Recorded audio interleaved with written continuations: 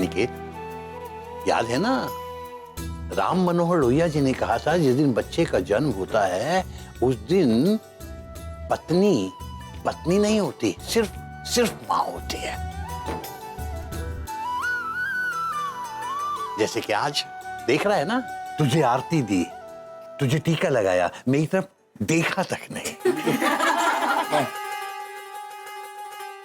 मुझे देखा तक नहीं, जिसने 50 साल इसका साथ निभाया है।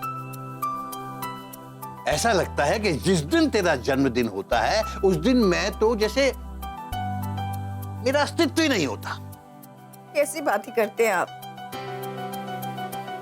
मेरे बेटे का जन्मदिन साल में एक बार ही तो होता है।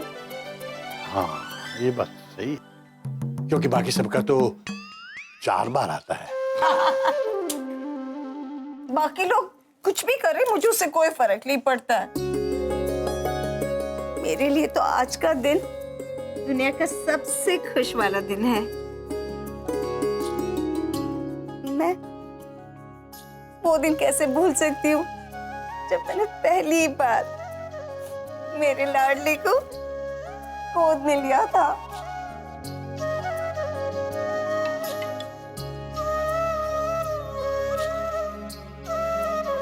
मेरा बच्चा, मेरा बच्चा, पता है, शायद मैंने ना पिछले जन्म में मैंने कोई पुण्य का काम किया होगा जिससे भगवान ने मुझे इतना प्यारा बेटा दिया। नहीं बा,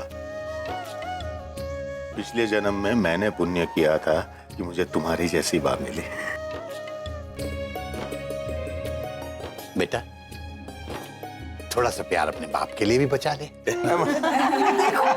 तेरी माँ ने तो मेरे हिस्से का प्यार भी तुझे ही दे दिया। बापूजी। नहीं बापूजी, ऐसी बात नहीं है।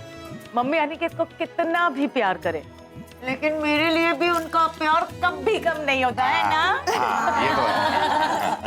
अरे नहीं मेरी बच्ची, मैं ही नहीं, तुम दोनों तो इस पूरे घर की जान हो। आज का बेटा पार्टी का क्या हुआ?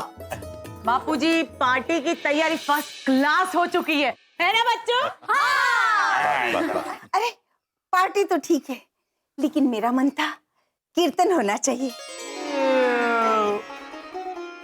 ठीक है, हम कीर्तन करेंगे। हाँ? नहीं बहू, हम पार्टी करेंगे। कीर्तन तो हम बाद में कभी रख लेंगे। नहीं मम्मी, आपका मन है ना कीर्तन करने का, तो हम कीर्तन रखेंगे।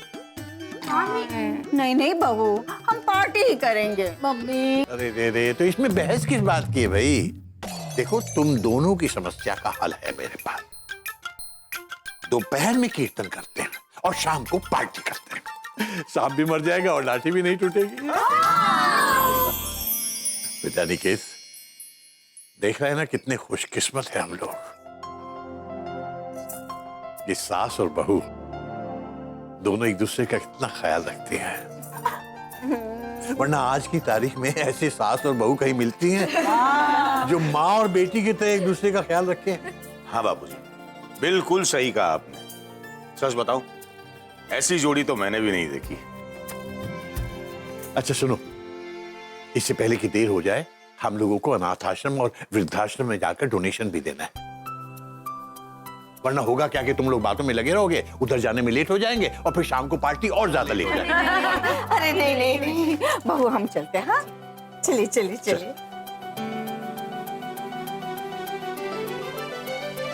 अनिकेत, हाँ? एक बात कहूं, मम्मी का दिल कितना बड़ा है ना। मैं जब से शादी करके आई हूँ तब से देख रही हूँ कि आपकी हर बर्थडे पे मम्मी दान जरूर करती है। भगवान हर किसी को ऐसी माँ दे। हाँ आशका, और भगवान हर पति को तुम्हारे जैसी पत्नी दे जो पति की माँ को भी अपनी माँ समझे। सो बच्चों, पार्टी के लिए तैयार?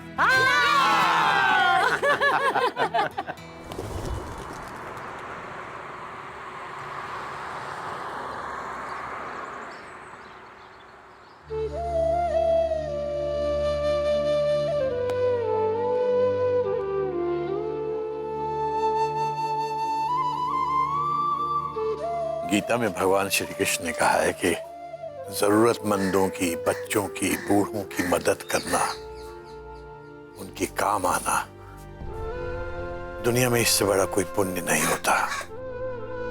मुझे गर्व है कि तुम हर साल यहाँ आती हो और ये पुण्य का काम करते हो। एक पत्नी का कोई भी पुण्य कर्म तब तक सफल नहीं होता जब तक उस पुण्य कर्म में अपने पति का साथ ना हो। और आपका साथ तो हमेशा मेरे साथ है। अरे तभी तो मैं ये सब कुछ कर पाती हूँ। वैसे कितनी बड़ी विडंबना है ना, एक तरफ अनाथ आश्रम है जहाँ छोटे छोटे मासूम बच्चे रहते हैं, अपनी जिंदगी के पहले पड़ाव में रहते हैं और उनका कोई नहीं होता, और दूसरी तरफ ये वृद्धाश्रम जहाँ ये वृद्ध, ये लोग अपनी जिंदगी के आखिरी पड़ाव में हैं, लेकिन इनका भी कोई नहीं है। हम कितने किस्मत वाले हैं कि हमें हमारे जीवन में वो अकेलापन, वो अंधेरा नहीं मिला, कि अपनों के अपनेपन की खुशबू है हमारे साथ, हमारा पूरा परिवार है हमारे साथ, है ना?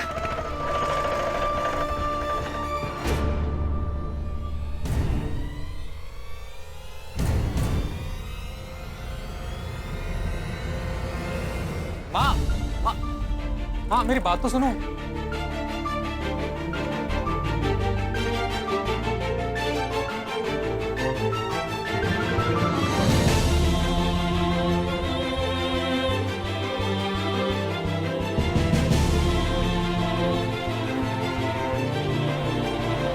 हंसा, सरला, हंसा, अरे तू यहाँ हंसा? अब मेरा यही घर है। क्या? तो वो लड़का मेरा बेटा था। क्या? तुम्हारा बेटा होते हुए तुम यहाँ? बहुत लंबी कहानी है सरला।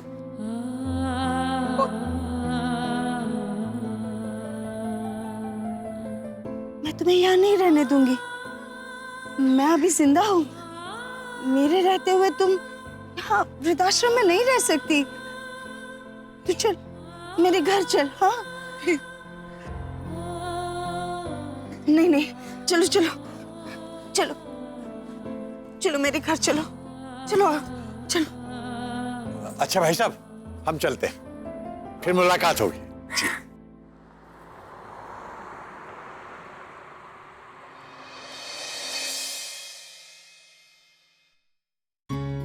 सच कह रही हूँ सरला, ये सिर्फ मेरे साथ ही नहीं हुआ कि बेटा बहू की वजह से अपनी माँ से अलग हो गया हो।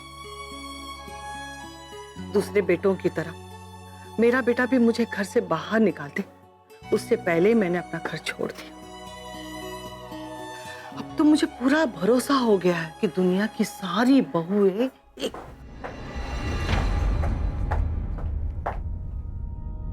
जय श्री कृष्ण मासी।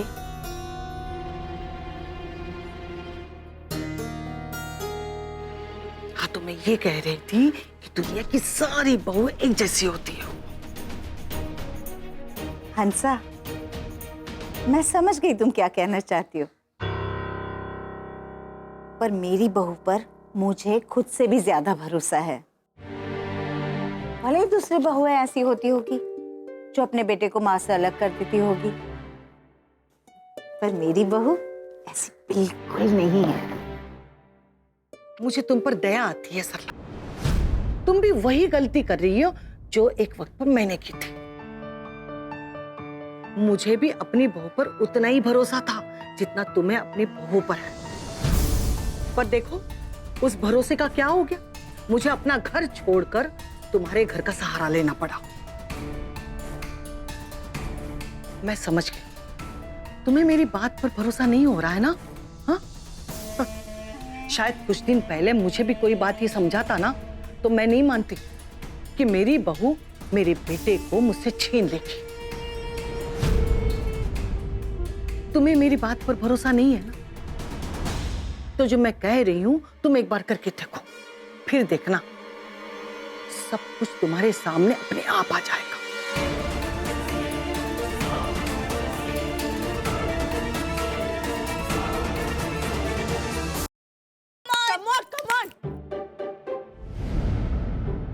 सुमित भैया की फट रही है। चुप। बिल्कुल, मुझे भी लगता है सुमित की फट रही है। फर्स्ट पे आउट।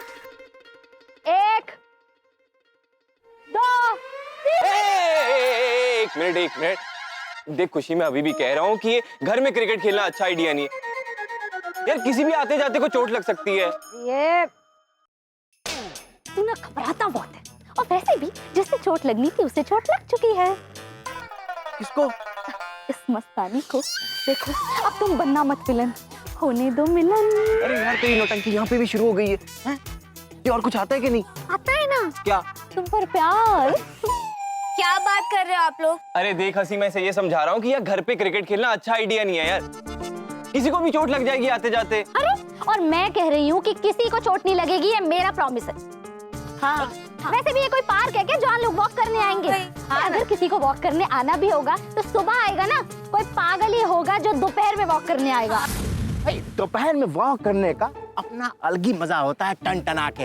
वाजपेयी जी ऐसे लोगों को ऐसे पागल कहते हैं। बकवास तो तुम करो ना, समझे ना? 11 बजे हम जब सो के उठते हैं तो हम 12 बजे जो है वॉक करने के लिए निकलते हैं ना। भाभी जी आपको 11 बजे तक सोने देती है? ये के लपड़ मारेंगे ना तो तुम्हारी बुद्धि ठिकाने आ जाएगी। तो भगवान ने जो सुबह बनाई है ना, वो सिर्फ सोने के लिए बनाई है। तो वॉक करने के लिए तो पूरा दिन पड़ा है ना, चाहे जितना वॉक करो टन टना के। पप्पू तिवारी, हम 20 साल के एकदम लगते हैं ना, गबरू जवान। आप किसी एंगल से 20 साल के नहीं लगते वाजपेयी जी। मेरा मतलब है कि आप 20 साल के नहीं 18 साल के लगते हैं। देखो ऐसा है ना, किसी दिन तुमको हमने ऐसे घुमा फिरा के दूंगा ना कि तुम जो है ना घूमने फिरने लायक नहीं बचोगे, समझे ना? और ये मेरी आखिरी बॉल, मुझे लगता है सुमित जरूर आउट होंगे। देखते हैं सुमित ने क्या होते हुए कुछ नहीं कर पाए। अब हंसी बॉलिंग करेगी। आप क्या, मेरा ओवर खत्म है। आइए हंसी।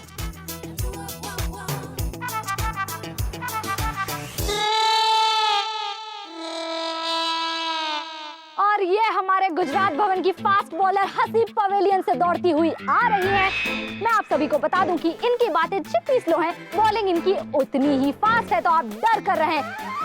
और ये अपनी सुपर फास्ट स्पीड में बॉलिंग करते हुए आई। इन्होंने बॉल फेंकी और सुमित ने लगाया स्ट्राइक। बॉल आसमान में चली गई। वाह क्या बात है। और बॉल अभी भी आसमान में है, अभी भी आसमान में है।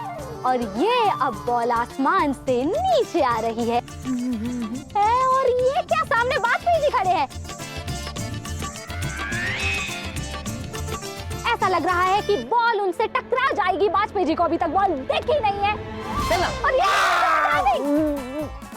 बॉल उनसे टकरा गई। अरे मर वाजपेयी जी, अरे वाजपेयी जी उठिए उठिए।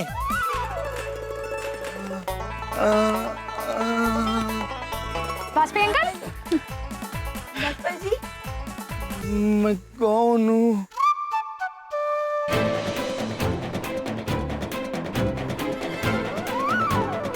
वाजपेयी अंकल।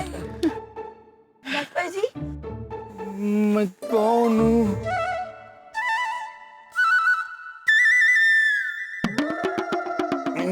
मैं कहाँ हूँ?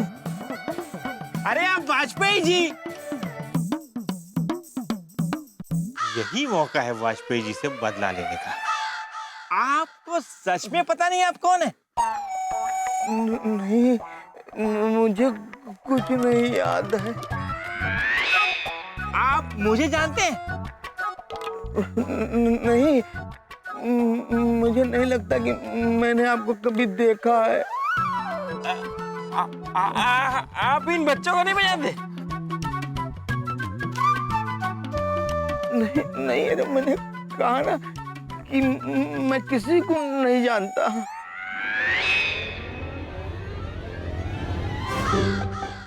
मैं कौन हूँ मैं? चलिए हम बताते हैं आप कौन है। तुम हो हमारे नौकर पप्पू और हम हैं तुम्हारे मालिक वाजपेयी। वो तुम्हें बॉल की चोट लग गई ना, इसलिए तुम्हें याद नहीं आ रहा। चलो घर तुम्हें हम सब बताते हैं, चलो। अरे ये क्या बोल रहे हो पप्पू भाई? अरे पप्पू कहाँ बोल पा रहे हैं, इनको तो चोट लगी है ना।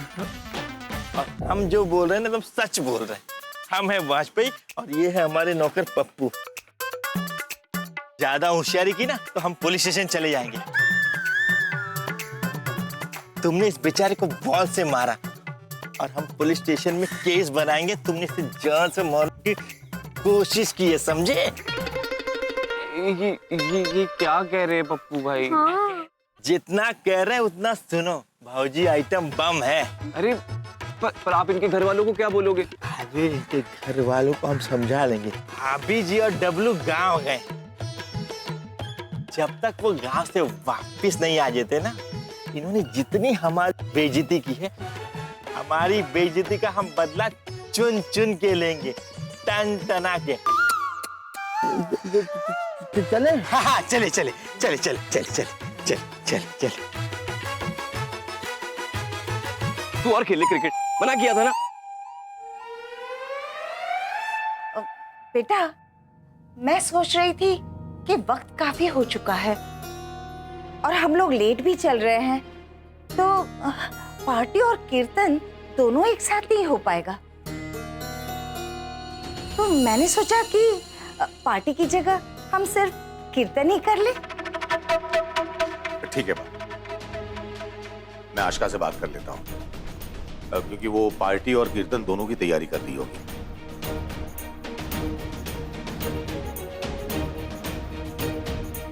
देखा हंसा, मैंने कहा था ना, मेरा अनिकेत सबसे अलग है। उसने है ना एक बार भी सवाल नहीं किया। मेरी हर बात को मेरा बेटा बस बिना बोले ही मान लेता है। इस युग का श्रवण कुमार है मेरा बेटा। और मेरी बहू है ना, वो तो मैं क्या बताऊं तुम्हें। बा मैंने आशका से बात की तो उसने मुझे कहा कि पार्टी की सब तैयारियां हो चुकी है, तो कीर्तन हम लोग रविवार को कर लेंगे। वैसे भी मैंने कीर्तन वालों को बोल दिया। एक मिनट। हेलो, हाँ जी, नहीं मैंने वो फोन कर लिया है। हाँ जी।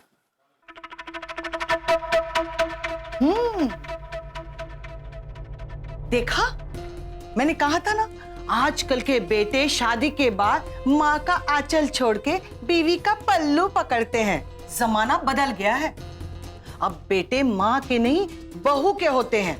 अब देखो, अनिकेत ने तुमसे पूछे बगैर बहू के कहने पर कीर्तन को रद्द कर दिया। कम से कम तुमसे एक बार पूछना तो चाहिए था। सरला, तुम बहुत सीधी हो, इसीलिए तुम समझ नहीं पा रही हो। बहू ने अनिकेत को तुमसे अलग करना शुरू कर दिया है।